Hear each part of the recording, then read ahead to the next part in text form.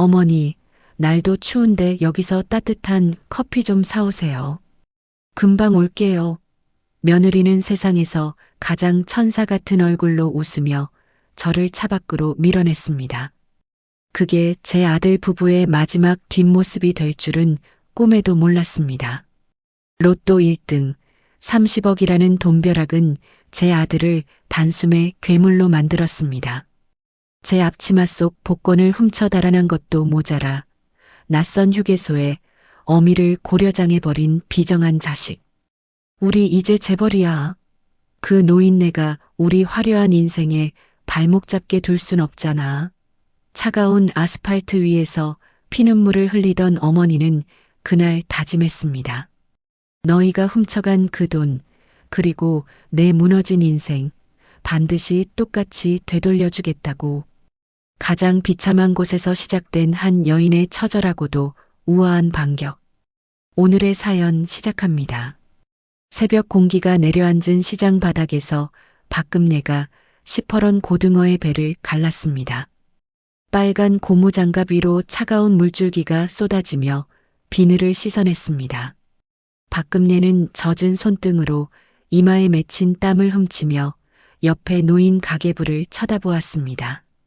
어젯밤 꿈속에서 돌아가신 어머니가 나타나 정성스레 점지해주던 숫자 6개가 가계부 구석에 또박또박 적혀 있었습니다. 박금내는 시장통 복권방에서 그 숫자들을 정성스럽게 옮겨 적은 복권 한 장을 샀습니다. 누가 훔쳐가기라도 할까봐 복권 뒷면에 제 이름과 주민번호 앞자리를 꾹꾹 눌러 쓴 뒤 낡은 앞치마 주머니 깊숙이 넣었습니다. 가게 문을 닫을 무렵 아들 강진우가 어두운 얼굴로 나타나 박금내 옆에 앉았습니다. 강진우가 바닥만 쳐다보며 작은 목소리로 말했습니다. 엄마, 나 진짜 이대로는 못 살아. 죽고 싶다고. 이번에도 카드 빚 못 막으면 나 회사에서 바로 잘려. 길바닥에 나 앉아 죽으란 소리야? 박금내는 아들의 손을 꼭 잡으며 가슴을 쓸어내렸습니다. 진우야, 엄마가 있잖니. 조금만 참아봐라. 이 어미가 시장 바닥을 기어서라도 어떻게든 돈을 구해볼게. 제발 죽는다는 소리 좀 하지 마라. 내 가슴이 찢어진다. 강진우가 한숨을 쉬며 박금내의 앞치마를 힐끗 쳐다보았습니다. 강진우는 박금내가 잠깐 손을 씻으러 간 사이 앞치마 주머니에서 복권을 슬쩍 꺼내 번호를 확인했습니다. 강진우의 눈이 휘둥그레지며 손이 떨리기 시작했습니다. 그 길로 집을 나선 강진우는 박금내의 서랍장에서 신분증과 인감도장까지 몰래 챙겼습니다. 강진우는 자취방으로 달려가 약품을 솜에 묻혀 복권 뒷면에 적힌 박금내의 서명을 조심스럽게 지원했습니다. 그 위에 제 이름을 덧쓰고는 박금내의 신분증을 복사해 대리인 위임장을 정교하게 가공했습니다. 며칠 뒤 아들 강진우와 며느리 이애라가 세련된 검은색 차를 끌고 박금내 앞에 나타났습니다. 이애라가 화사하게 웃으며 박금내의 팔짱을 꼈습니다. 어머님, 우리 남편이 큰 건 하나 해냈나 봐요. 로또라도 당첨된 기분이라니까요. 오늘부터 어머님 전국 일주 시켜드릴 거니까 얼른 타세요. 호강시켜드릴게요. 박금내는 아들 내외가 기특해 눈물을 글썽이며 차 뒷자리에 올라탔습니다. 강진우가 룸미러로 박금내를 살피며 갈색 병을 하나 건넸습니다. 엄마, 이거 비싼 보약이야. 한 병 다 마셔. 그래야 긴 여행길에 안 지치고 기운 차리지. 어서 마셔봐. 박금내는 아들이 주는 것이라면 독이라도 마셨을 사람처럼 단숨에 병을 비웠습니다. 얼마 지나지 않아 박금내의 고개가 옆으로 꺾이며 깊은 잠에 빠져들었습니다. 이애라가 잠든 박금내의 무릎 위에 놓인 핸드폰을 집어들며 말했습니다. 진우 씨, 꾸물거리지 말고 빨리 해. 이 핸드폰이랑 가방, 저기 풀숲에 확 던져버려. 흔적도 안 남게.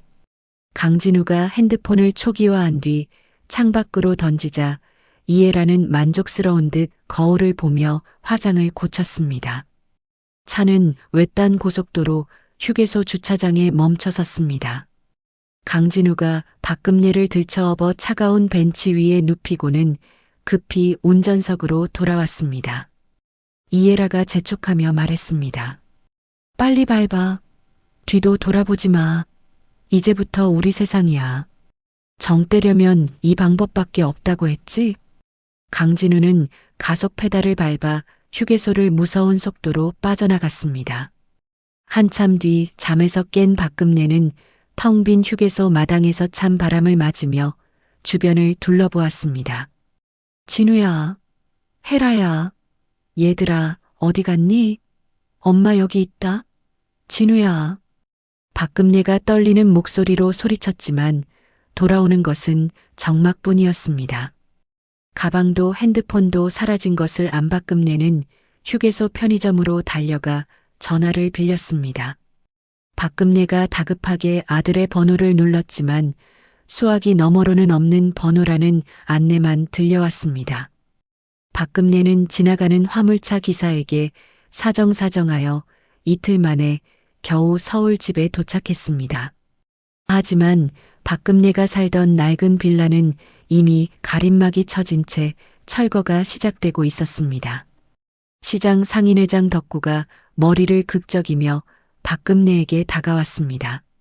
아니, 금례 씨, 이게 대체 무슨 일이야? 아드님이 집 다 팔았다고, 이사한다고 짐을 싹 빼갔는데 연락도 안 됐어? 박금례가 무너지는 가슴을 부여잡으며 물었습니다. 덕구 씨, 그게 무슨 소리야? 우리 진우 지금 어디 있는지 몰라. 어디로 갔대? 덕구가 한숨을 내쉬며 대답했습니다. 강남의 아주 으리으리한 펜트하우스로 갔다던데 빚도 다 갚고 아주 돈벼락을 맞았다고 소문이 파다해. 완전 재벌이 됐다니까. 박금례는 시장 골목에 쓰레기처럼 버려진 제 무쇠속과 낡은 도마들을 발견하고 바닥에 주저앉았습니다. 내 복권이었는데 내 아들이 내 새끼가 어떻게 나한테 이럴 수가 있어.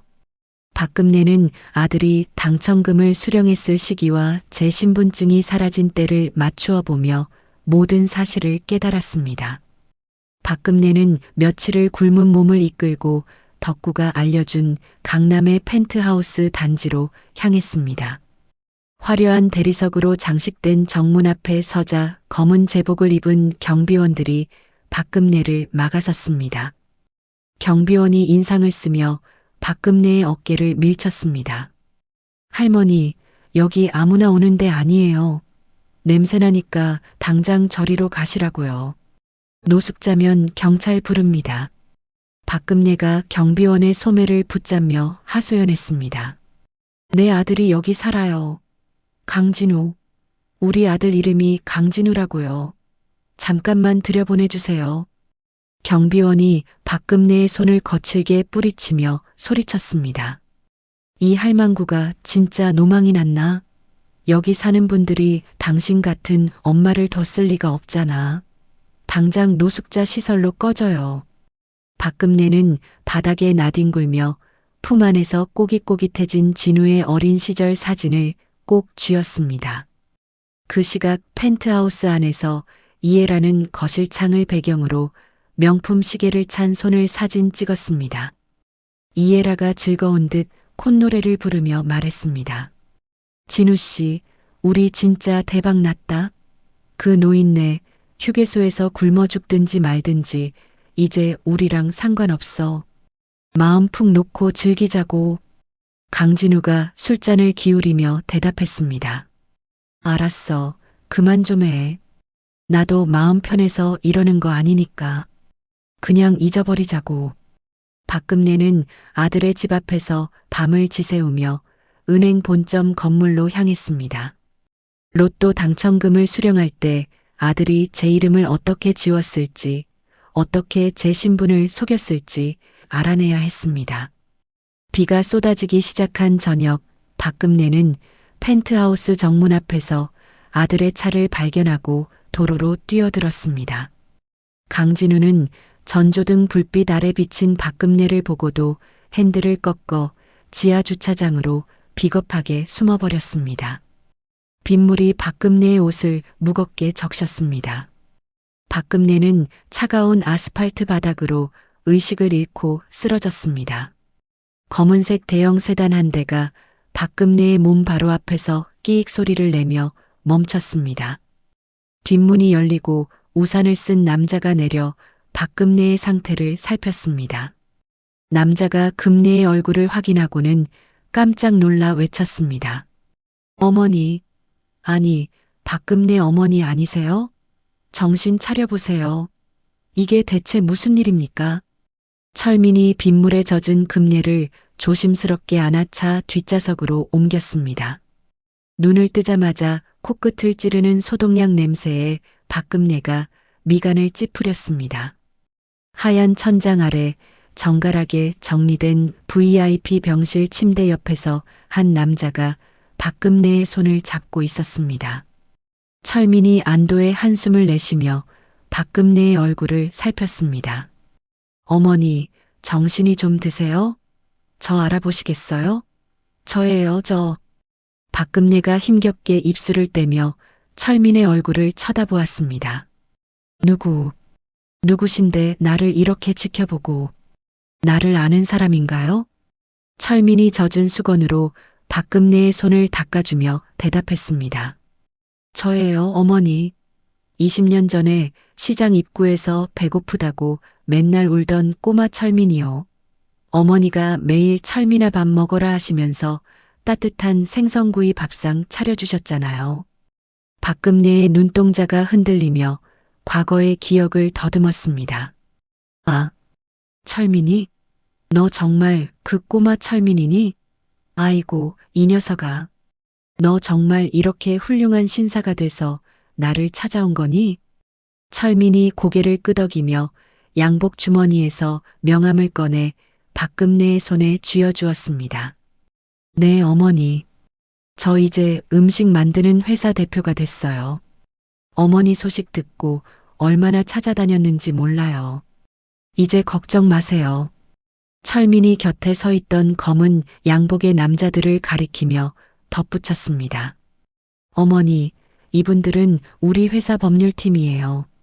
아드님이랑 며느리가 저지른 나쁜 일들, 제가 하나하나 다 밝혀서 바로잡아 드릴게요.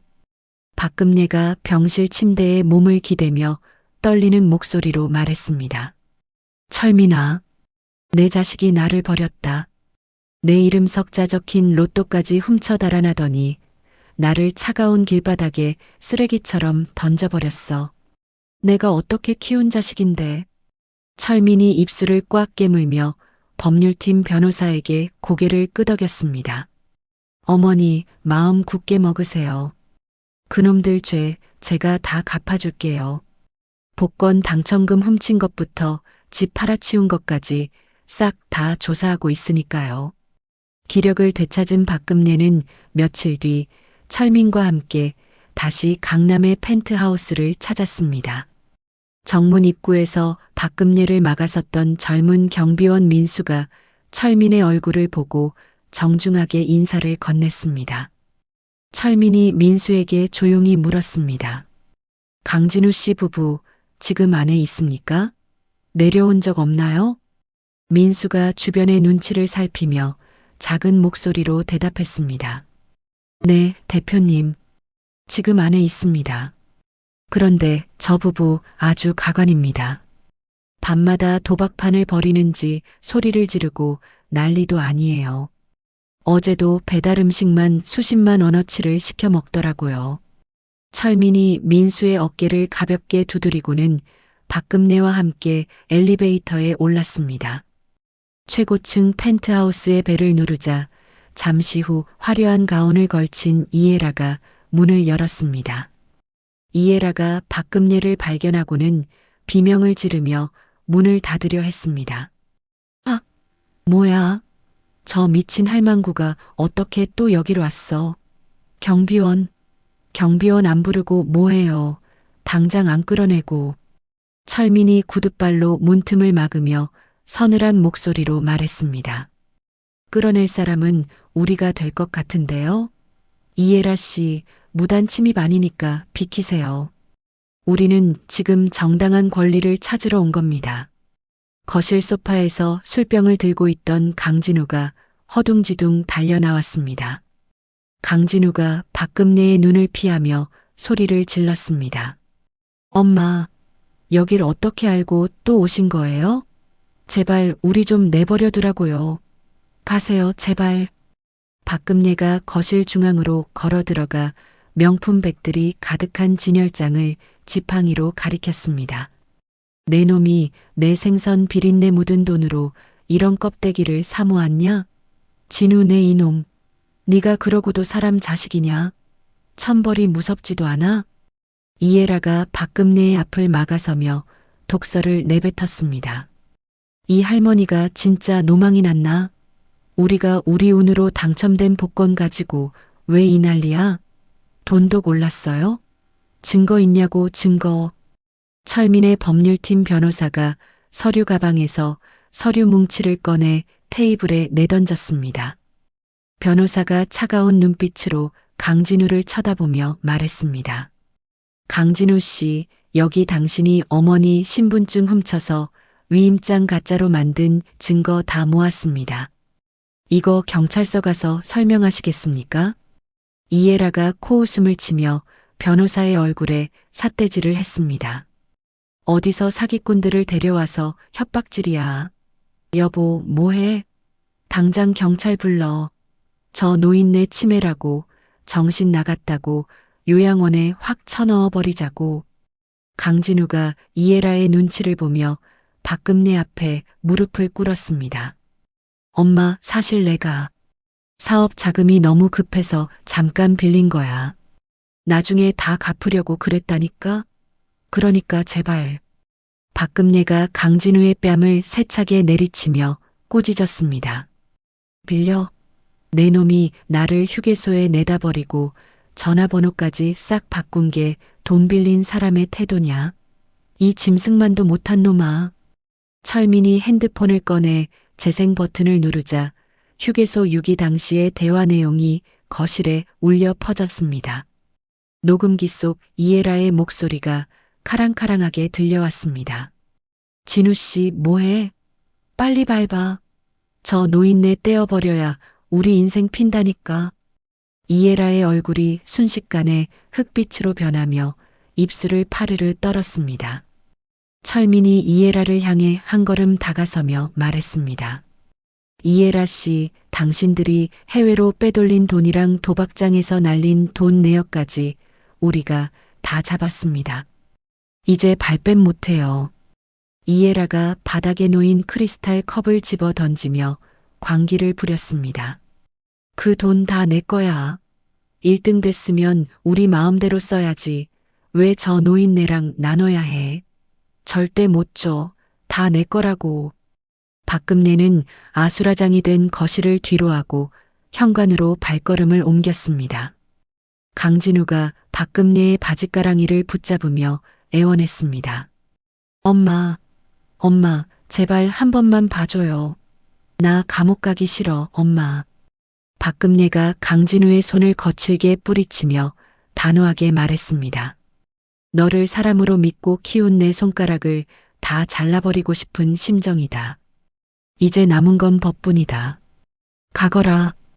박금내는 펜트하우스를 나와 철민의 차에 몸을 실었습니다. 민수가 멀어지는 차를 향해 정중하게 고개를 숙여 인사했습니다.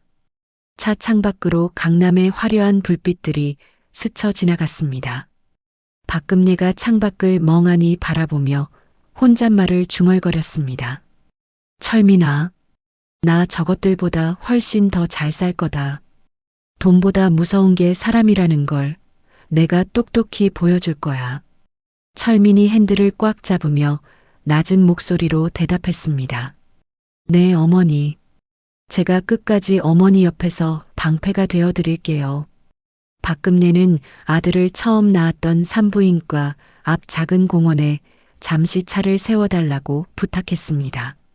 공원 벤치에 앉아 깊은 한숨을 내뱉는 박금내의 눈에는 더 이상 눈물이 맺히지 않았습니다. 과거의 박금내는 그곳에서 죽었고 이제 새로운 박금내가 차가운 밤 공기를 들이마셨습니다. 도심에서 멀찍이 떨어진 철민의 별장은 숲줄기에 포근하게 둘러싸여 아주 고요했습니다.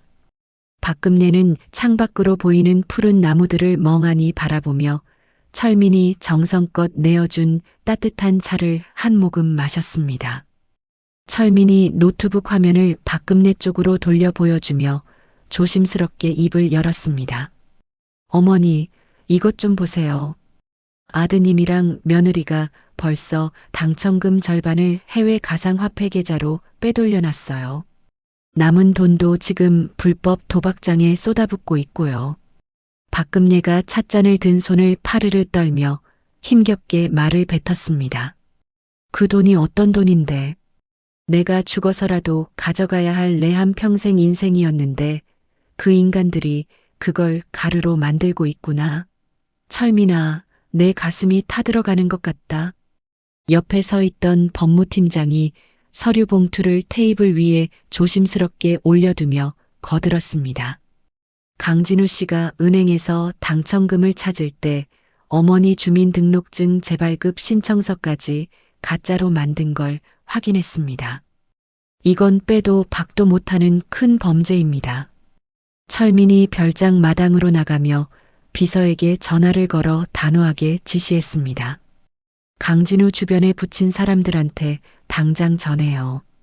그놈들이 만나는 사채업자들 명단이랑 도박장 위치 하나도 빠짐없이 싹 다 보고하라고요. 며칠 뒤 박금내는 철민과 함께 다시 아들의 펜트하우스 거실 소파에 앉아 아들 내외가 들어오기를 묵묵히 기다렸습니다. 술 냄새를 풀풀 풍기며 들어오던 이애라가 거실에 앉은 박금내를 발견하고는 깜짝 놀라 뒷걸음질을 쳤습니다. 이애라가 들고 있던 가방을 바닥에 획 던지며 비명을 질렀습니다. 아니, 이 노인네가 경찰서 맛을 아직 못 봤나? 남의 귀한 집에 허락도 없이 들어와서 지금 뭐 하는 거예요? 당장 안 나가요. 박금내가 무릎 위에 올려둔 낡은 가계부를 탁 치며 서슬퍼렇게 말했습니다. 이 가계부에 내 놈들이 훔쳐간 복권 번호랑 내 이름이 다 적혀 있다. 원본 영수증 사진까지 철민이가 싹 다 찾아냈단 말이다. 강진우가 비틀거리며 박금내 앞으로 다가와 손가락질을 하며 소리를 질렀습니다. 엄마, 저기 저 젊은 놈이랑 대체 무슨 사이야? 혹시 저 놈한테 홀려서 하나뿐인 아들 재산 다 넘기려고 지금 이 쇼를 하는 거야? 제정신이야? 철민이 강진우의 삿대질하는 손목을 단번에 낚아채며 낮고 서늘하게 경고했습니다. 그 더러운 손가락 치워. 당신 같은 인간이 감히 입에 올릴 분 아니니까 말 조심해. 이애라가 코웃음을 치며 핸드폰을 꺼내들어 카메라를 박금내의 얼굴에 바짝 들이댔습니다. 이애라가 악에 받친 목소리로 동리가 떠나가라 소리를 질렀습니다. 이것 좀 봐요. 돈 많은 젊은 놈이랑 눈 맞아서 아들 뒷조사나 하고 다니는 할머니예요. 내가 이거 인터넷에 싹 다 올릴 거야. 어디 망신 좀 당해봐요. 박금내가 자리에서 벌떡 일어나 이애라의 핸드폰을 뺏으려 손을 뻗었습니다. 내 인연, 네가 정말 사람이냐? 어떻게 그런 추잡한 입으로 천륜을 말하고 나를 모함해. 당장 그만두지 못해. 이애라가 박금내를 거칠게 밀치며 뒤로 물러나 비열하게 깔깔 웃었습니다. 어머님, 돈 밝히지 말고 치매 검사부터 받으셔야겠어요. 정신 나간 노인네가 젊은 남자랑 바람나서 아들 괴롭힌다고 소문나면 누가 당신 편들 것 같아요? 아무도 안 믿어. 강진우가 이애라의 어깨를 감싸 안으며 비아냥거렸습니다. 맞아. 엄마 괜히 힘 빼지 말고 정신병원에 들어가서 조용히 지내. 그게 우리 모두가 행복해지는 길이라니까? 내 말 좀 들어. 철민이 박금례를 제 등 뒤로 숨기며 아들 내외를 향해 침을 뱉듯 쏘아붙였습니다. 당신들이 휴게소에 어머니 버린 거 이미 세상 사람들이 다 알게 될 거야. 내가 이미 그날 블랙박스 영상이랑 음성 녹음 싹 다 풀었거든. 어디 한번 끝까지 가보자고. 이에라가 갑자기 눈빛을 번뜩이며 거실 구석에 있는 비상벨을 사정없이 눌렀습니다. 이에라가 제 머리카락을 엉망으로 헝클어뜨리며 복도로 뛰어나가 목이 터져라 외쳤습니다. 사람 살려요. 강도예요. 우리 집에 강도가 들었다고요. 제발 도와주세요. 아파트 경비원들이 들이닥치는 소란 속에서 박금례는 철민의 손에 이끌려 간신히 펜트하우스를 빠져나왔습니다. 지하 주차장으로 내려가던 중 검은색 승합차 한 대가 철민의 차 앞을 무섭게 가로막았습니다. 험악하게 생긴 사내들이 차에서 내려 박금례가 탄 뒷문을 강제로 열려고 문손잡이를 잡아당겼습니다. 사내가 쇠파이프로 차 유리창을 쾅쾅 두드리며 윽박질렀습니다. 할머니, 좋은 말로 할 때 내려서 서류에 도장 찍으쇼. 아드님이 시킨 일이니까 괜히 우리 원망하지 말고 어서 나와. 박금례가 차 문고리를 두 손으로 꼭 잡으며 겁에 질린 표정으로 온몸을 떨었습니다. 진우가, 내 아들 진우가 정말 사람을 시켜서 나를 잡으러 온 거니? 철민아, 이게 정말 꿈이 아니냐? 철민이 급하게 후진 기어를 넣으며 핸들을 힘껏 꺾었습니다. 어머니, 절대 문 열지 말고 눈 꽉 감으세요. 제가 이놈들 따돌릴 테니까 손잡이 꽉 잡으세요. 철민은 주차장 기둥 사이를 아슬아슬하게 빠져나가며 거칠게 차를 몰았습니다. 뒤따라오던 승합차가 속도를 이기지 못하고 주차장 벽을 쾅 들이받고 멈춰 서자 철민은 기회를 놓치지 않고 도로 위로 차를 올렸습니다. 박금례는 창밖으로 멀어지는 아들의 집을 돌아보며 가슴을 쳤습니다. 진우야, 네가 정녕 내 어미 목숨까지 노리는구나. 네가 내 자식이 맞느냐?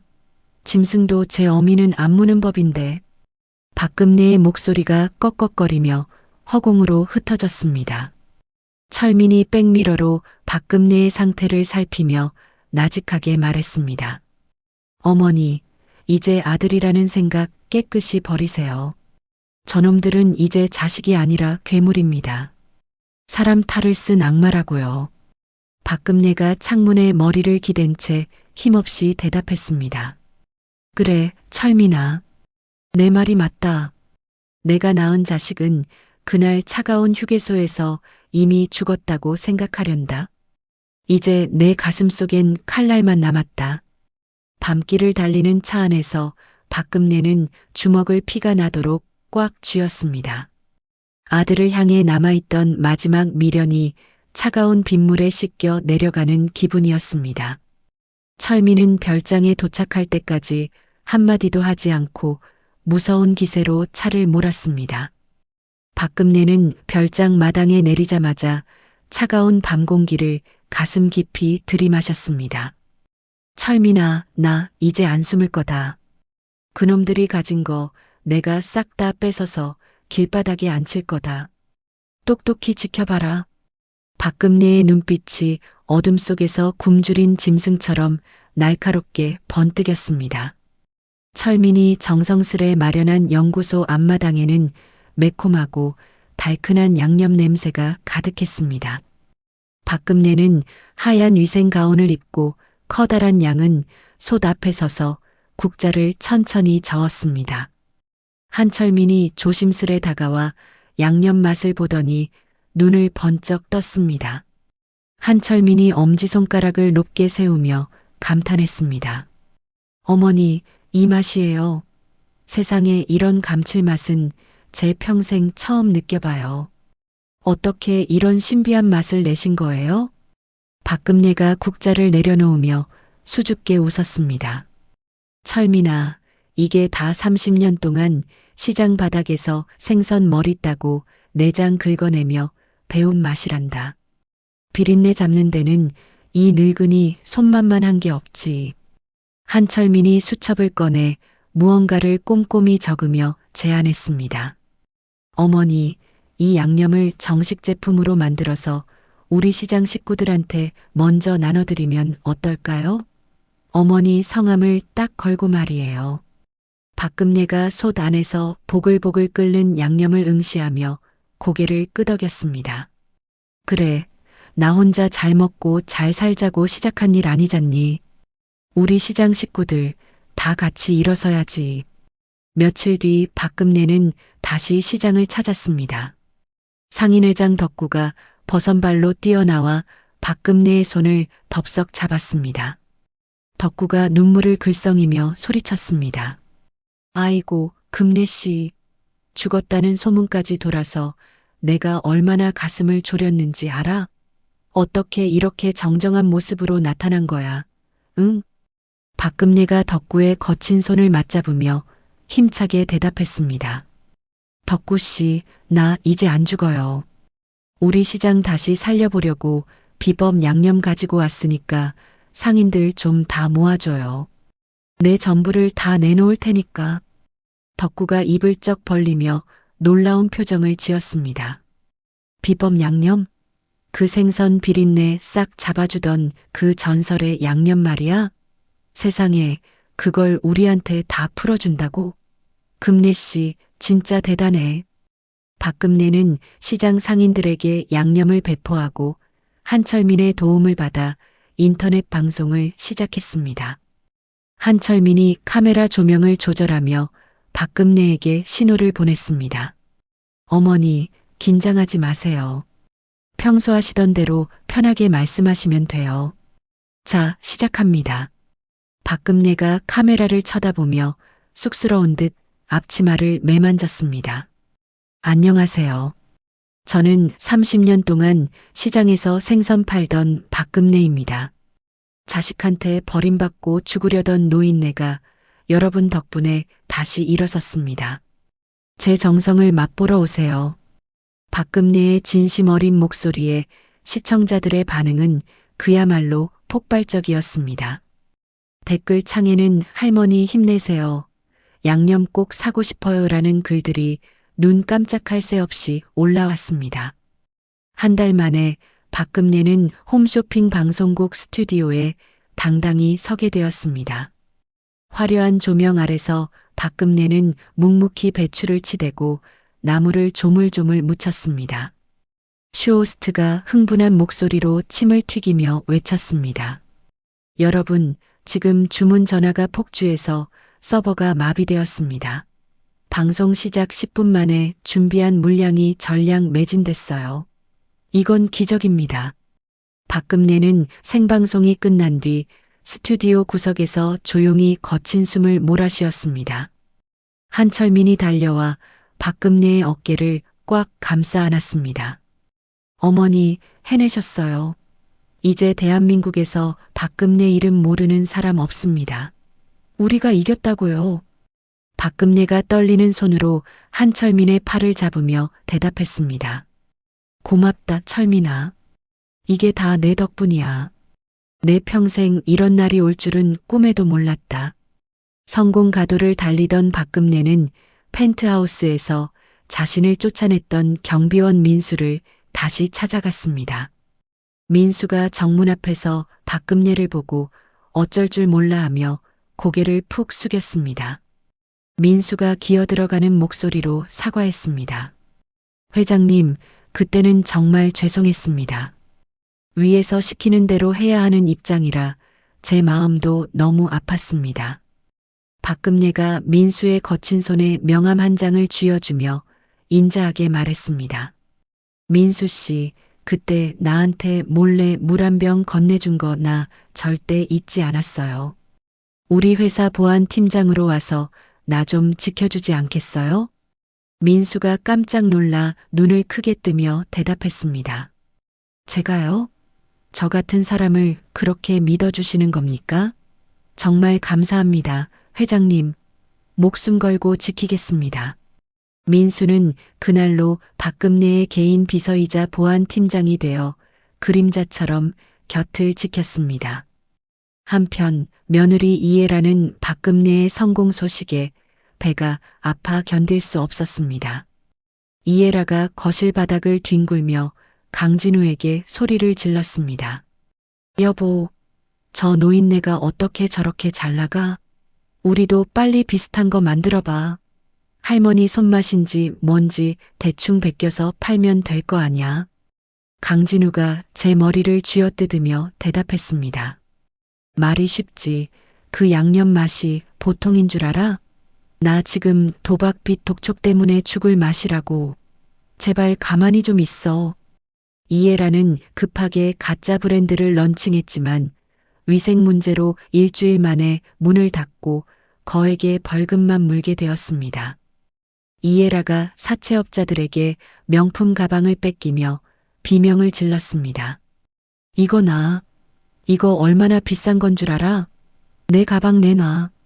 사채업자가 이해라의 뺨을 치며 비웃었습니다. 이게 비싸긴 뭐가 비싸? 싹 다 가짜구만. 어디서 사기를 쳐? 박금내는 첫 수익금을 들고 자신이 버려졌던 휴게소가 아닌 노인 보호시설을 방문했습니다. 박금내가 봉투를 건네며 시설 원장에게 간곡히 말했습니다. 나처럼 자식한테 버림받고 눈물 젖은 빵 먹는 노인네들 따뜻한 밥 한 끼라도 배불리 먹여주세요. 그게 제 소원입니다. 박금내는 마지막으로 아들이 몰래 팔아치웠던 낡은 빌라 터를 찾았습니다. 이미 건물이 헐리고 빈터가 된 그곳에 박금내는 한철민과 함께 섰습니다. 한철민이 빈터를 가리키며 활기차게 말했습니다. 어머니, 여기 저희 회사 첫 번째 직영점을 세울 거예요. 가장 아픈 곳에서 가장 크게 웃으셔야죠. 박금내가 빈터에 핀 작은 들꽃을 보며 눈시울을 붉혔습니다. 그래, 여기가 내 인생이 무너졌던 곳이지. 하지만 이제 이곳에 사람들의 웃음소리가 가득하게 만들 거다. 다시는 눈물 흘리지 않을 거야. 박금내는 낡은 앞치마를 대신해 단아한 개량 한복을 입고 허리를 꼿꼿이 폈습니다. 한철민이 박금내의 손을 잡고 차로 안내하며 말했습니다. 가시죠, 어머니. 이제 진짜 사장님 소리 들으러 가셔야죠. 박금내는 차창 밖으로 멀어지는 빈터를 보며 나지막이 은조렸습니다. 진우야, 네가 팔아치운 건 집이 아니라 내 어미의 마음이었단다. 이제 그 마음 내가 다시 찾아올 거야. 똑똑히 지켜보렴. 박금내의 목소리에는 더 이상 슬픔이 묻어있지 않았습니다. 오직 앞을 향해 나아가는 단단한 의지만이 가득했습니다. 박금내의 식품회사 본사는 강남 한복판 펜트하우스가 내려다 보이는 빌딩 꼭대기에 자리를 잡았습니다. 박금내는 단아한 개량 한복 차림으로 창가에 서서 아들 내외가 쫓겨날 준비를 하는 건너편 건물을 묵묵히 바라보았습니다. 철민이 두꺼운 서류 뭉치를 가슴에 안고 들어와 박금내 곁에 섰습니다. 철민이 환하게 웃으며 서류를 테이블에 소리나게 내려놓았습니다. 어머니, 이것 좀 보세요. 이번 달 매출이 드디어 100억 원을 넘었습니다. 전국 백화점 입점 계약도 오늘로 다 끝났어요. 박금내가 창틀을 가볍게 쓸어내리며 대답했습니다. 철민아, 이게 다 우리 시장 식구들이랑 너 덕분이야. 생선 비린내 나던 내 손이 이제야 제 주인을 만난 기분이구나. 참으로 고맙다. 철민이 박금내의 어깨를 조심스럽게 토닥이며 말했습니다. 이제 어머니는 대한민국에서 가장 유명한 사장님이세요. 강연해달라는 요청에 인터뷰까지 아주 줄을 섰습니다. 이제 진짜 호강만 하시면 돼요. 박금내가 고개를 천천히 저으며 낮은 목소리로 대답했습니다. 유명한 게 다 무슨 소용이냐? 자식한테 버림받은 불쌍한 노인네가 아니라 당당하게 제 발로 일어선 사람으로 보이고 싶을 뿐이야. 그거면 충분하다. 한편 사치와 도박에 눈이 멀었던 아들 강진우는 원룸 방바닥에 널브러져 빈 술병을 벽에 집어 던졌습니다. 강진우가 붉게 충혈된 눈으로 아내 이예라를 쳐다보며 소리를 질렀습니다. 야, 이예라. 너 때문에 내 인생이 이 지경이 된 거야. 가상화폐인지 뭔지에 다 쏟아붓고 이제 남은 게 없잖아. 당장 돈 구해와. 이예라가 화장대를 손바닥으로 쾅 치며 맞받아쳤습니다. 누가 당신 보고 하라고 등 떠밀었어? 당신이 로또 당첨금 관리 하나 못 해놓고 왜 이제 와서 나한테 난리야. 이 무능한 인간아, 술 처먹을 돈 있으면 나가서 노가다라도 해. 강진우가 이예라의 멱살을 잡으려 손을 뻗으며 소리쳤습니다. 당신이 그날 우리 엄마 버리자고만 안 했어도 이 지경은 안 됐어. 엄마는 지금 수백억 부자라는데 우리는 이게 뭐야. 다 내 탓이야. 이 독사 같은 년아. 이예라가 강진우의 손을 거칠게 뿌리치며 차갑게 대꾸했습니다. 그 노인네가 우리한테 돈 줄 것 같아? 정신 차려. 이 멍청아. 내일이면 여기 보증금도 빼서 길거리로 나가야 해. 가서 무릎이라도 꿇든지 마음대로 해. 이예라는 남은 명품 가방들을 가방에 챙겨 야반도주를 하려다 복도에서 기다리던 사채업자들에게 머리채를 잡히고 말았습니다. 다음 날 오후 강진우가 초췌한 몰골로 박금래의 회사 로비를 찾아왔습니다.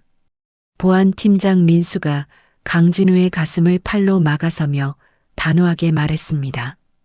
강진우 씨, 여기는 외부인이 함부로 출입할 수 없는 곳입니다. 당장 나가주세요. 더 소란 피우면 경찰 부릅니다. 강진우가 민수의 발등을 붙잡고 바닥을 기며 울부짖었습니다. 민수 씨, 제발 한 번만 넣어주세요. 우리 엄마잖아요. 자식이 이렇게 죽어간다는데 엄마가 모른 척 하시겠어요? 제발 한 번만 만나게 해달라고요. 민수가 강진우의 손을 거칠게 떼어내며 차갑게 대답했습니다. 회장님께는 아들이 없습니다. 1년 전에 휴게소에서 아드님은 돌아가셨다고 하더군요. 죽은 사람이 어떻게 여길 옵니까? 소란을 듣고 박금예가 철민과 함께 로비로 천천히 내려왔습니다. 강진우가 박금예의 구두 앞에 머리를 짓박으며 절규했습니다. 어머니, 제가 정말 잘못했어요. 그땐 제가 미쳤었나 봐요. 다 해라 그년이 시켜서 그런 거예요. 저 한 번만 살려주시면 평생 효도하며 살게요, 엄마. 박금예가 주머니에서 하얀 봉투 하나를 꺼내 강진우의 얼굴 앞에 툭 떨어뜨렸습니다. 박금예가 감정 없는 차가운 목소리로 말했습니다.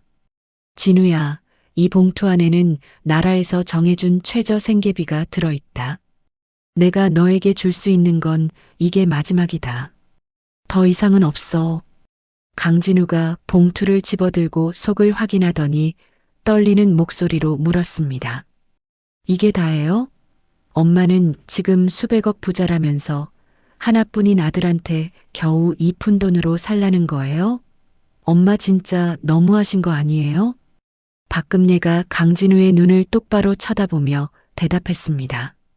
내가 너를 키울 때는 푼돈조차 아까워하며 시장 바닥에서 생선을 팔았다. 너는 그 피 같은 세월을 복권 한 장이랑 바꿨으니 이제 그 값을 내 몸으로 치러야지. 안 그러냐? 이때 이예라가 머리를 산발한 채 로비로 난입해 집기를 부수기 시작했습니다. 이예라가 로비에 놓인 화분을 번쩍 들어 바닥에 내던지며 악을 썼습니다. 이 늙은이가 돈독이 올랐나? 사기쳐서 번 돈 우리한테 다 내놔. 안 내놓으면 나 여기서 확 죽어버릴 거야. 같이 죽자고. 민수가 신속하게 이예라의 팔을 뒤로 꺾어 제압하며 경찰에 신고했습니다. 박금래는 소란을 뒤로하고 철민과 함께 엘리베이터에 올랐습니다. 박금래가 깊은 한숨을 내쉬며 철민의 손을 꼭 잡았습니다. 철민아, 내 배 아파 낳은 자식은 저렇게 괴물이 되었는데 생판 남인 네가 내 자리를 지켜주는구나. 참으로 기가 막힌 운명이다. 철민이 박금내의 손 위에 자신의 손을 포개며 다정하게 말했습니다. 어머니, 저는 단 한 번도 어머니를 남이라고 생각한 적 없어요. 제가 어머니의 진짜 아들이 되어드릴게요. 죽는 날까지 옆에 있을게요. 박금내가 눈시울을 붉히며 철민의 얼굴을 부드럽게 어루만졌습니다. 고맙다, 철민아. 우리 정식으로 가족이 되자꾸나. 법적으로도 내 아들로 들어오렴. 네가 내 아들이 되어준다면 여한이 없겠다. 철민이 깜짝 놀라 눈을 크게 뜨며 대답했습니다. 정말인가요, 어머니? 저 같은 놈을 진짜 아들로 받아주시는 건가요? 저 정말 잘할게요, 어머니. 박금내가 인자하게 웃으며 고개를 끄덕였습니다. 너야말로 내 인생의 진짜 로또다. 복권 종이보다 네가 100번 1000번 귀하다. 이제 우리 이름 걸고 더 좋은 일 많이 하며 살자. 그날 저녁 박금내는 최고급 호텔 연회장에서 시장 상인들과 함께 성공 기념 파티를 열었습니다. 박금내가 단상에 올라 마이크를 잡고 환하게 웃었습니다. 여러분, 인생은 참 알 수가 없습니다. 죽으려던 노인네가 여러분 덕분에 오늘 이렇게 크게 웃습니다. 우리 다 같이 행복합시다. 상인들이 박수를 치며 환호했고 철민은 박금내 곁에서 든든한 아들로서 자리를 지켰습니다. 파티장 구석에서 경찰차에 실려가는 이에라의 비명소리가 들렸지만 즐거운 음악 소리에 묻혀 아무도 신경 쓰지 않았습니다. 박금내는 철민이 건네는 축하잔을 받으며 창밖의 밤하늘을 보았습니다. 인생의 봄날이 이제야 오는구나. 참으로 따뜻하다. 박금내의 미소는 조명 아래서 그 어느 때보다 찬란하고 우아하게 빛났습니다. 화려한 조명이 쏟아지는 호텔 연회장에서 박금내가 시장 상인들을 위한 자선 경매 행사를 진행하고 있었습니다. 박금내가 환하게 웃으며 무대 중앙에서 마이크를 잡고 큰 목소리로 말했습니다. 여러분, 오늘 여기서 모인 수익금은 전부 우리 시장 아이들 장학금으로 쓰일 겁니다. 다들 넉넉하게 마음 써주세요. 상인들이 박수를 치며 환호하던 그때 행사장 뒷문이 쾅 소리를 내며 거칠게 열리고 초췌한 사내가 비틀거리며 들어왔습니다. 강진우가 붉게 충혈된 눈으로 박금내를 향해 팔을 뻗으며 찢어지는 목소리로 소리쳤습니다. 엄마, 나 좀 살려줘. 엄마, 제발 나 좀 살려달라고. 강진우가 무대 위로 올라오려다 갑자기 쿨럭거리며 입가로 시뻘건 피를 울컥 쏟아내고는 그대로 바닥으로 고꾸라졌습니다. 행사장은 순식간에 비명소리로 가득 찼고 보안팀장 민수가 급히 뛰어와 강진우의 목을 받치며 상태를 살폈습니다. 민수가 무대 밑에 서 있는 박금내를 다급하게 바라보며 외쳤습니다. 회장님, 상태가 아주 안 좋습니다. 숨이 넘어가려고 해요. 빨리 구급차부터 불러야겠습니다. 박금내는 차갑게 식은 얼굴로 쓰러진 아들을 내려다보며 주먹을 하얗게 쥐었습니다. 병원 응급실 복도에서 의사가 차트를 한 장씩 넘기며 박금내와 한철민에게 심각한 얼굴로 말했습니다. 환자분 간이 이미 걸레처럼 다 망가졌습니다. 당장 간을 바꾸는 수술을 하지 않으면 한 달도 넘기기 힘든 상태입니다. 마음의 준비를 하셔야겠어요. 한철민이 의사에게 한 걸음 다가가며 절박한 목소리로 물었습니다. 선생님, 가족 중에 간을 떼어줄 사람이 있으면 바로 수술할 수 있는 건가요? 방법이 그것뿐입니까? 의사가 고개를 무겁게 끄덕이며 옆에 서 있는 박금내를 유심히 쳐다보았습니다.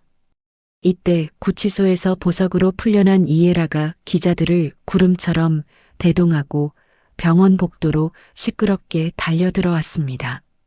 이에라가 박금내의 발치에 넙죽 엎드려 바닥을 치며 통곡하는 신용을 하고 소리쳤습니다. 어머님, 하나뿐인 아들이 피를 토하며 죽어가는데 어떻게 이렇게 돌부처처럼 차가우세요? 제발 우리 진우 씨 좀 살려주세요. 어머님. 주변에 있던 기자들이 기다렸다는 듯 카메라 플래시를 번쩍번쩍 터뜨리며 박금내의 얼굴을 찍어댔습니다. 박금내는 제 바짓가랑이를 붙잡은 이에라의 손을 거칠게 뿌리치며 차가운 눈빛으로 쏘아붙였습니다. 내 그 간사한 입에서 나오는 눈물 중에 진짜가 단 한 방울이라도 섞여 있더냐? 기자들 불러서 쇼할 시간에 내간이나 떼어줄 생각이나 하거라. 이에라가 억울하다는 듯 가슴을 쥐어뜯으며 기자들을 향해 얼굴을 돌리고 소리쳤습니다. 여러분, 이것 좀 보세요. 수천억 부자가 된 시어머니가 돈 아까워서 하나뿐인 자식 목숨을 나 몰라라 하고 있어요. 이럴 수가 있습니까? 한철민이 기자들의 앞을 몸으로 가로막으며 보안 요원들을 향해 손짓했습니다. 여기서 소란 피우는 분들 전부 밖으로 모시세요. 여기는 아픈 사람들이 있는 병원입니다.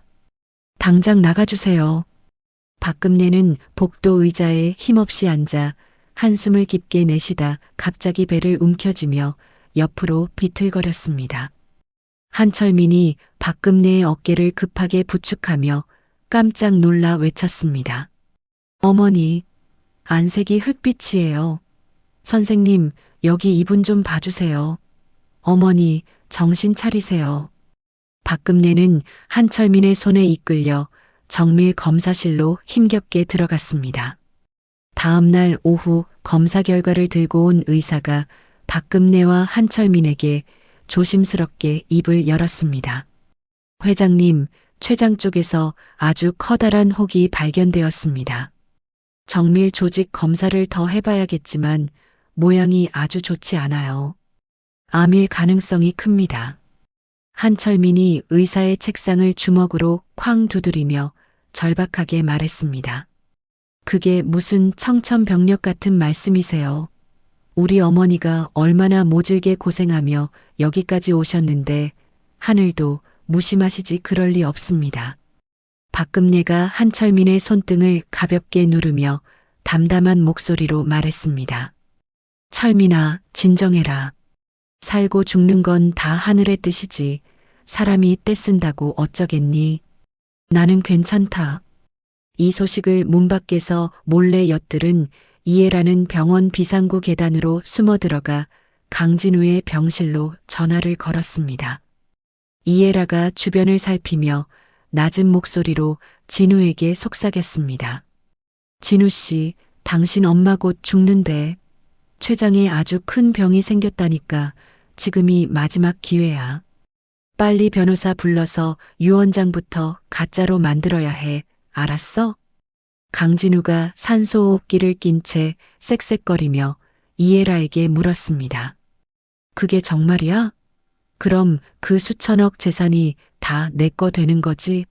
나 이제 수술비 걱정 안 해도 되는 거지?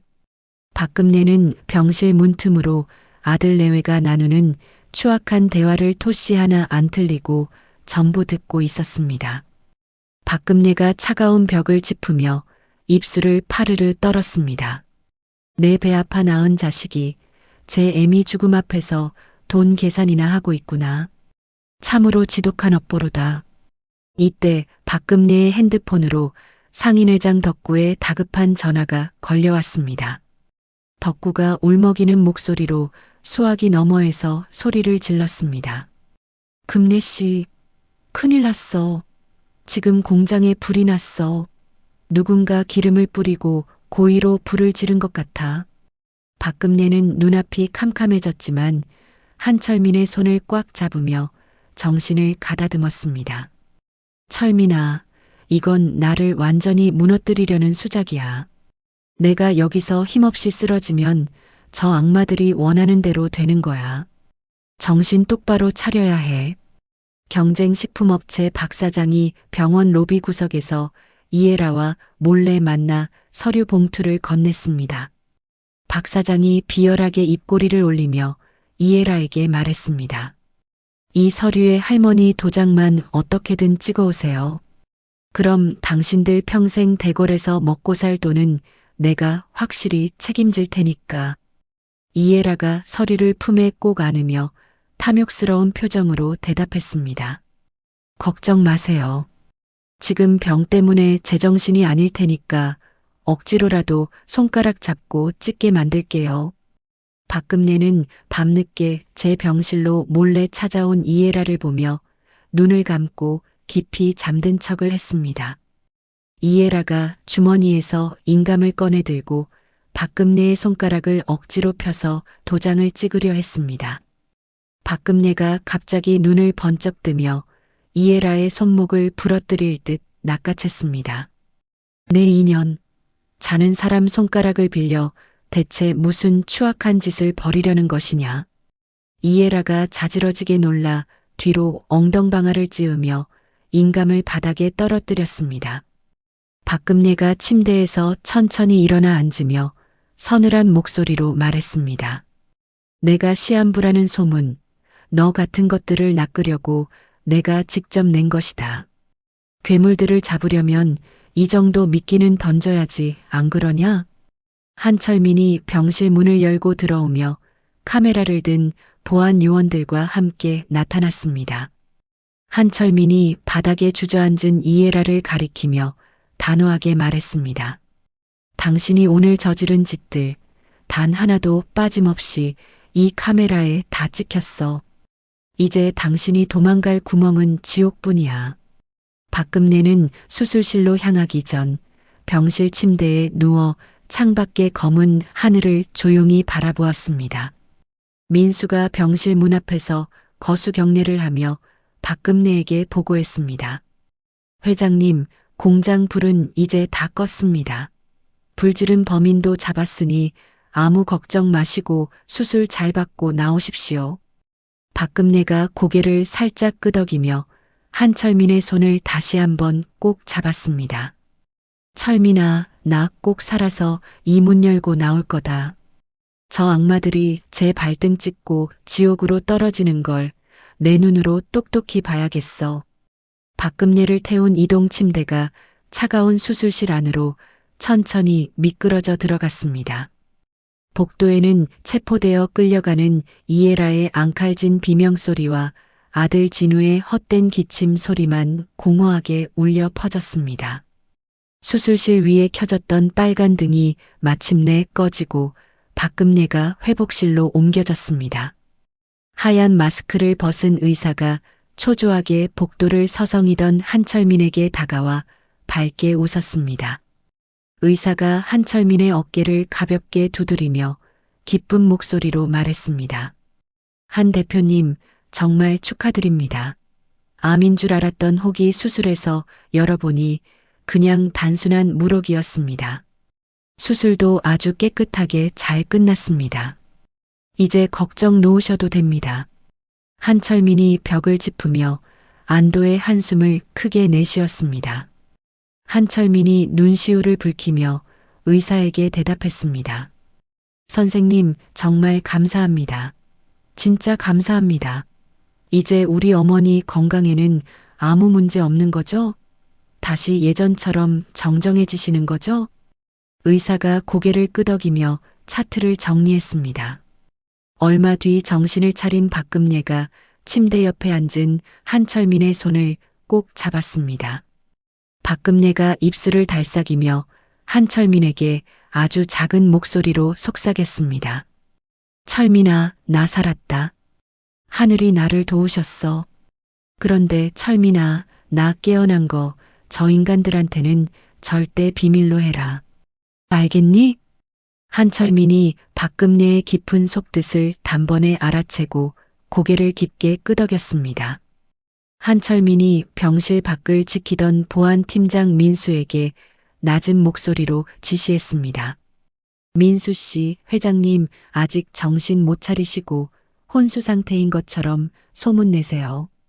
면회는 이에라만 딱 한 번 허용한다고 전하시고요. 무슨 말인지 알죠? 다음 날 오후 이에라가 검은 상복을 연상시키는 어두운 옷을 입고 병실로 살금살금 들어왔습니다. 이에라가 손수건으로 가짜 눈물을 닦는 척하며 박금내의 침대 곁으로 바짝 다가갔습니다. 이에라가 주변에 아무도 없는 것을 확인하고는 눈물을 닦던 손수건을 바닥에 획 던져버렸습니다. 이에라가 박금내의 얼굴 앞에 대고 비열하게 낄낄 웃으며 말했습니다. 어머님, 이제 그만 편히 가세요.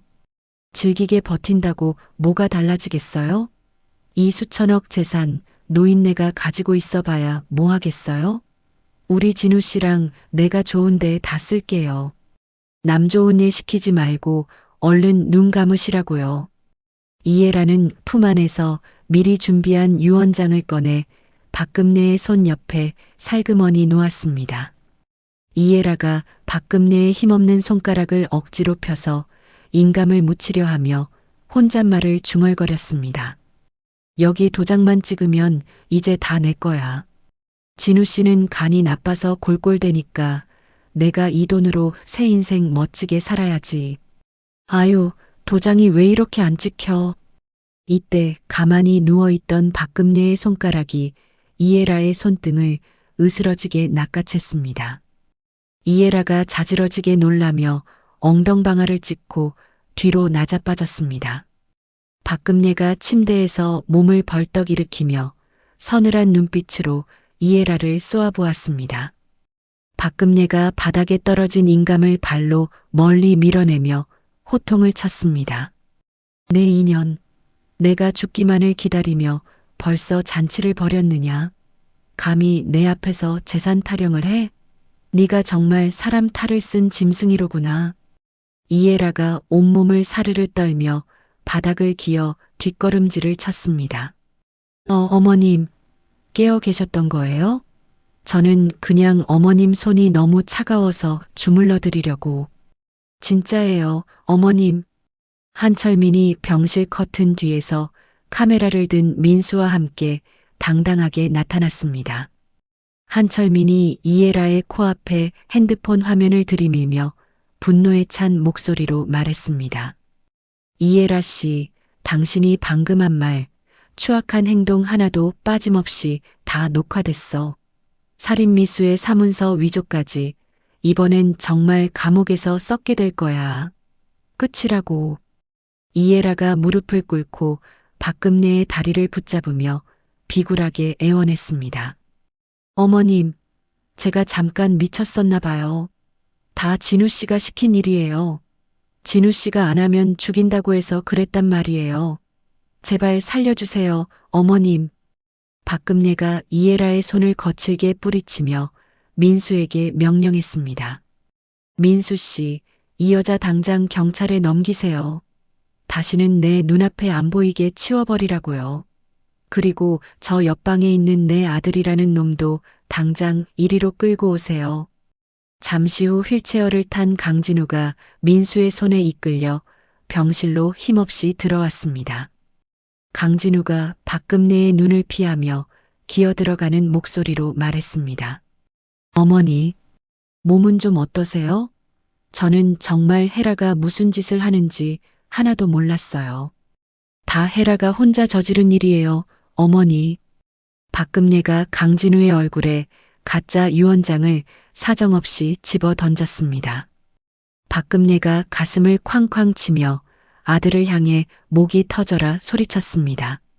진우 내 이놈, 내 마누라가 내 호흡기를 건드리려고 할 때 너는 옆방에서 돈 계산이나 하고 있었다지?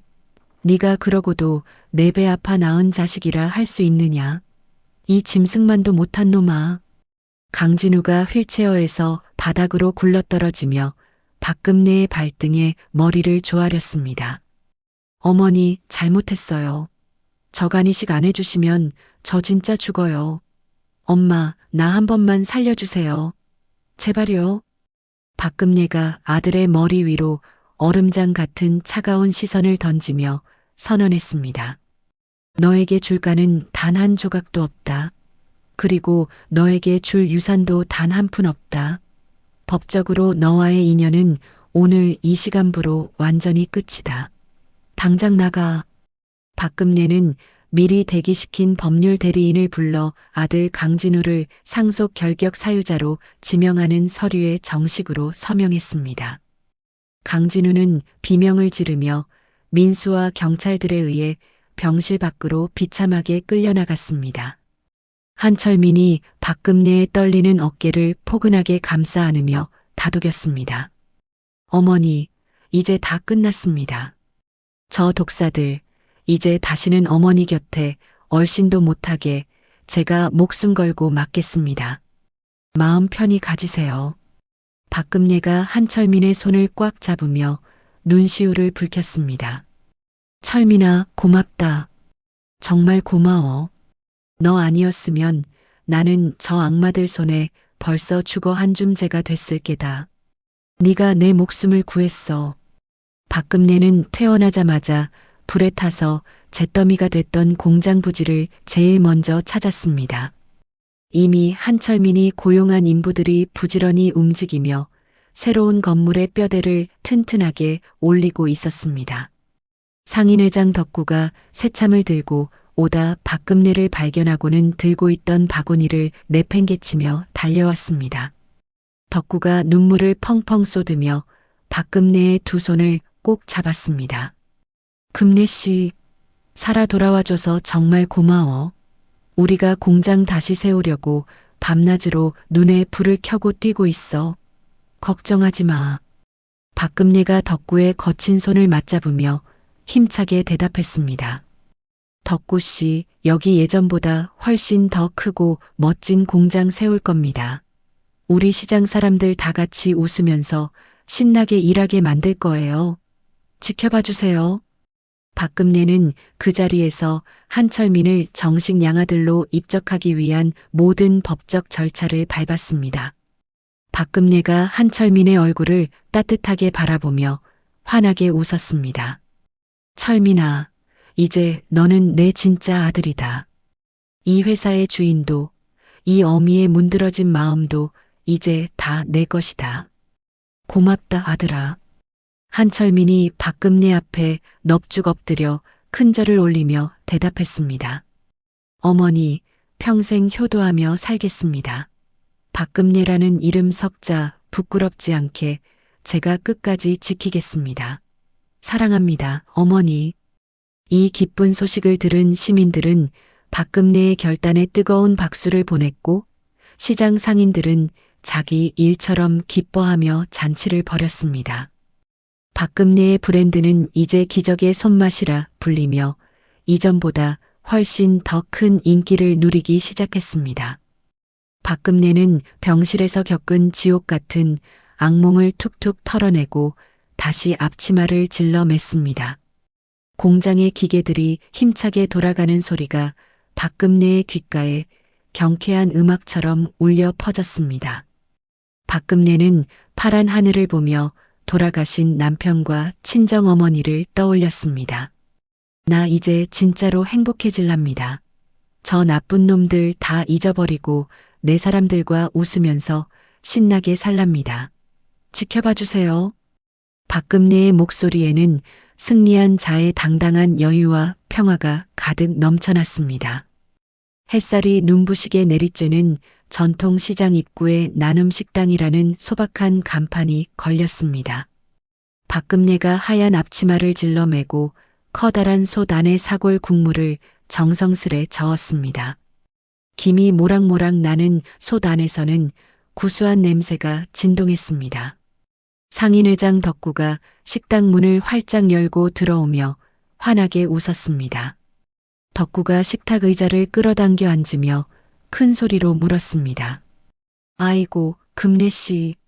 오늘도 벌써 손님들이 줄을 섰어. 아니, 전 세계의 지점이 수백 개나 되는 회장님이 왜 여기서 고생을 하고 있는 거야? 박금내가 국자를 내려놓고 땀을 닦으며 대답했습니다. 덕구씨, 나는 여기가 제일 편해요. 내 이름을 걸고 하는 반찬들 다 여기서 시작했잖아요. 돈은 우리 아들 철민이가 잘 벌고 있으니 나는 우리 시장 식구들 따뜻한 밥이나 해 먹여야지. 그게 내 행복이야. 덕구가 뽀얀 국물을 한 수저 크게 떠먹으며 너스레를 떨었습니다. 그래도 그렇지. 어제 뉴스 보니까 재단에 기부한 돈만 수천억이라며? 정말 대단해. 우리 시장의 보배야, 보배. 박금내가 깍두기 접시를 덕구 앞에 놓으며 인자하게 말했습니다. 돈은 있다가도 없는 것이고 없다가도 있는 법이죠. 죽을 때 짊어지고 갈 것도 아닌데 좋은 곳에 써야지 않겠어요? 밥이나 많이 들어요. 식당 밖에서 번쩍거리는 검은색 세단이 멈춰서고 말끔한 양복 차림의 한철민이 내렸습니다. 한철민이 식당으로 들어와 박금내의 어깨를 조심스럽게 주무르며 다정하게 말했습니다. 어머니, 오늘 재단 창립 기념 행사 있는 거 잊으신 거 아니죠? 이제 그만 손 떼고 준비하러 가셔야 해요. 차 대기시켜놨어요.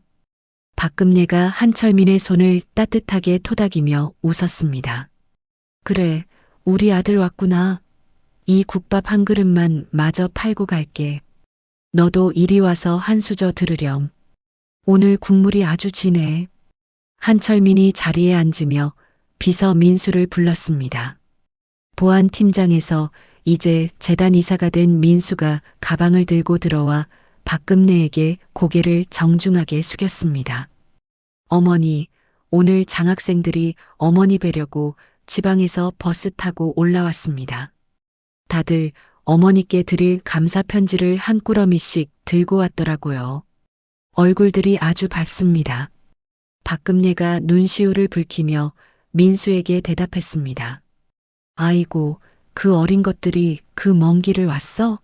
민수 씨, 그 아이들 배고프지 않게 우리 식당 반찬 좀 넉넉히 챙겨서 보내줘요. 고기 반찬도 많이 넣고. 민수가 늠름하게 대답하며 식당 밖으로 나갔습니다. 걱정 마십시오. 이미 차 한가득 실어두었습니다. 아이들이 아주 좋아할 겁니다. 한편 시장 뒷골목에서 주황색 조끼를 입은 이에라가 쓰레기 봉투를 낑낑대며 나르고 있었습니다. 교도소에서 나온 이에라는 거칠어진 손으로 이마에 땀을 닦으며 길게 한숨을 내쉬었습니다. 동료 청소부가 멀리 보이는 박금내의 식당을 가리키며 부럽다는 듯 말했습니다. 저기 할머니 사장님 정말 대단하지 않아? 저렇게 부자인데도 매일 시장 나와서 봉사하시잖아. 자식 복은 없어도 사람 복은 타고났나 봐. 부러워 죽겠어.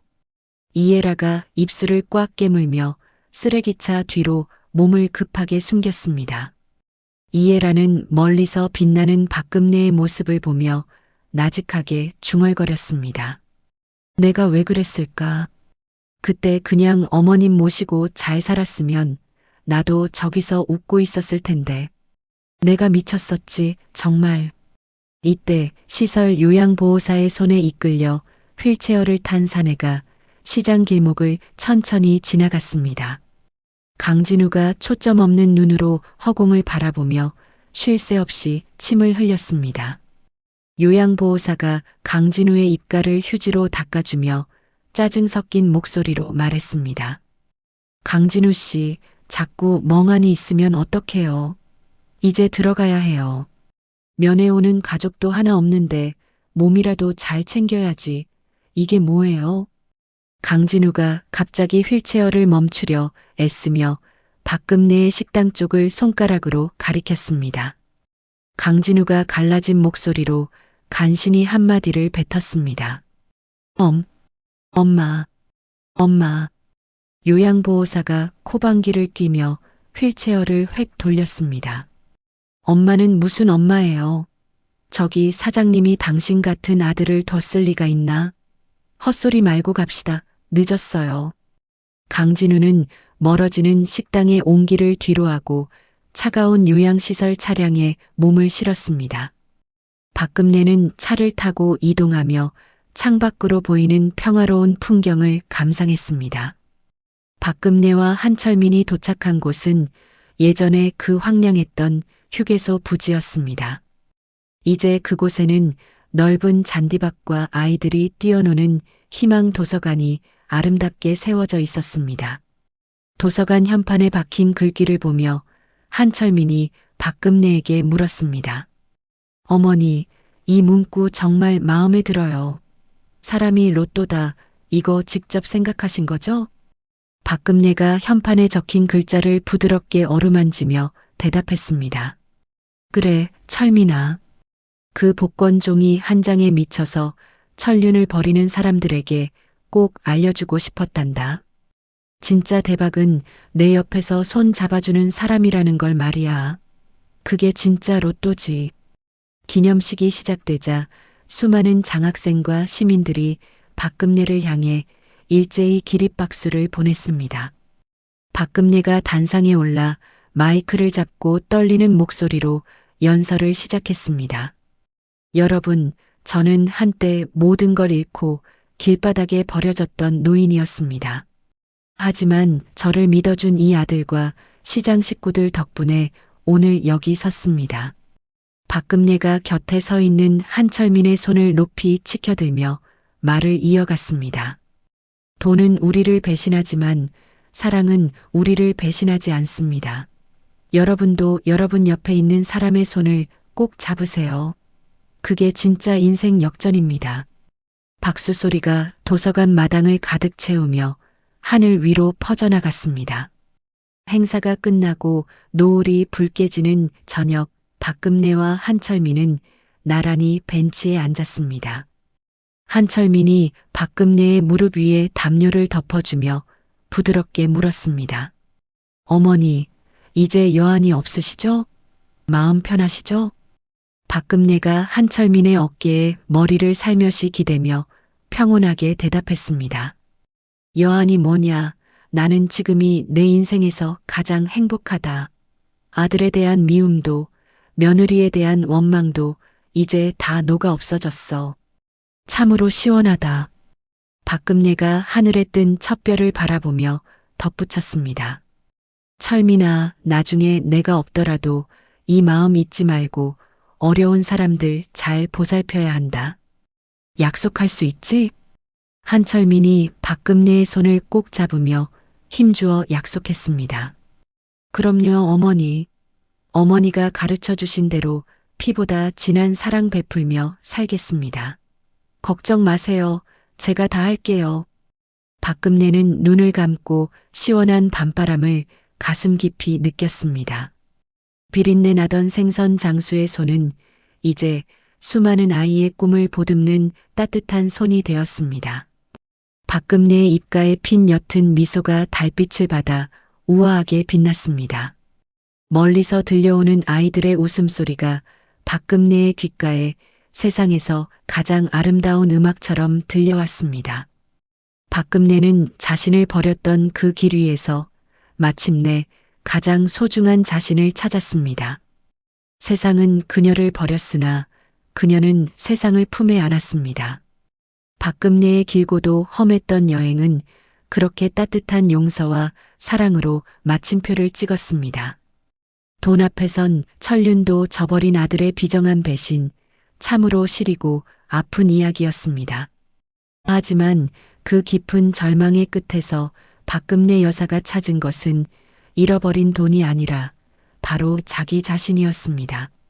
가장 믿었던 사람에게 버림받은 그 자리가 역설적이게도 진정한 독립과 행복을 향한 새로운 출발점이 된 것이죠. 살다 보면 우리도 예기치 못한 시련과 사람에 대한 실망을 겪곤 합니다.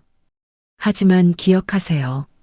인생의 진짜 대박은 복권 종이 한 장이 아니라 지금 내 옆에서 묵묵히 손을 잡아주는 소중한 사람, 그리고 무엇보다 나 자신을 끝까지 포기하지 않는 마음이라는 것을요. 금례 여사가 마지막에 보여준 그 평온한 미소가 오늘을 살아가는 여러분의 삶에도 가득하기를 진심으로 기원합니다. 이야기를 끝까지 들어주신 분이 계시다면 잘 들었다고 댓글 하나만 남겨주세요. 감사합니다.